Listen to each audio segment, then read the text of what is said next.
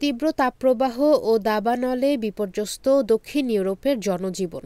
এ পর্যন্ত অন্তত ৩ জনের মৃত্যুর খবর পাওয়া গেছে। ঘরবাড়ি ছাড়তে বাধ্য হয়েছে কয়েক হাজার মানুষ। ব্রিটিশ সংবাদ মাধ্যম বিবিসির প্রতিবেদনে এ তথ্য জানা গেছে। Spain, Portugal, Italy, France, Greece, তুরস্ক, আলবেনিয়া, মন্টিনেগ্রো ও ক্রোয়েশিয়ার একাধিক এলাকায় ৪০ ডিগ্রি সেলসিয়াসের বেশি তাপমাত্রা রেকর্ড করা হয়েছে। এমন পরিস্থিতিতে ইতালি, ফ্রান্স, স্পেন, পর্তুগাল ও বলকান অঞ্চলে জারি করা হয়েছে রেড হিট অ্যালার্ট। স্পেনের আবহাওয়া অধিদপ্তর জানিয়েছে, সেভিল ও কর্দোভায় তাপমাত্রা ৪৪ ডিগ্রি সেলসিয়াস পর্যন্ত উঠতে পারে। পর্তুগালের দক্ষিণাঞ্চলেও তাপমাত্রার এমন পূর্বাভাস দেওয়া হয়েছে।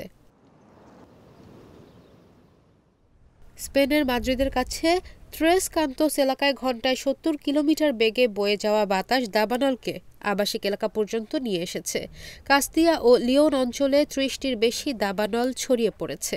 ফলে প্রায় ৪,০০০ মানুষকে অন্যত্র সরিয়ে নেওয়া হয়েছে। আন্দালুসিয়া থেকে আরও ২,০০০ মানুষকে সরানো হয়েছে। দাবানল নিয়ন্ত্রণে কাজ করছেন ১,০০০ দমকল কর্মী।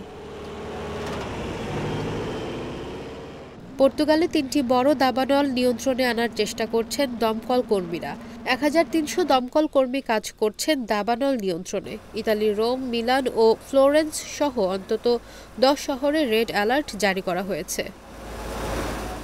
তাপপ্রবাহের কারণে ফ্রান্সের প্রায় ৩/৪ এলাকায় সতর্কতা জারি করা হয়েছে। প্যারিসে ৩৬ ডিগ্রি এবং রোন উপত্যকায় ৪০ ডিগ্রি পর্যন্ত তাপমাত্রা হতে পারে বলে পূর্বাভাস রয়েছে। গ্রিসে ১৫০টিরও বেশি দাবানল ছড়িয়ে পড়েছে। যুক্তরাজ্যে তাপমাত্রা ৩৩ ডিগ্রি সেলসিয়াসে পৌঁছেছে। মন্টিনেগ্রো, আলবেনিয়া, ক্রোয়েশিয়া ও অন্যান্য বালকান অঞ্চলেও দাবানল ছড়িয়ে পড়েছে।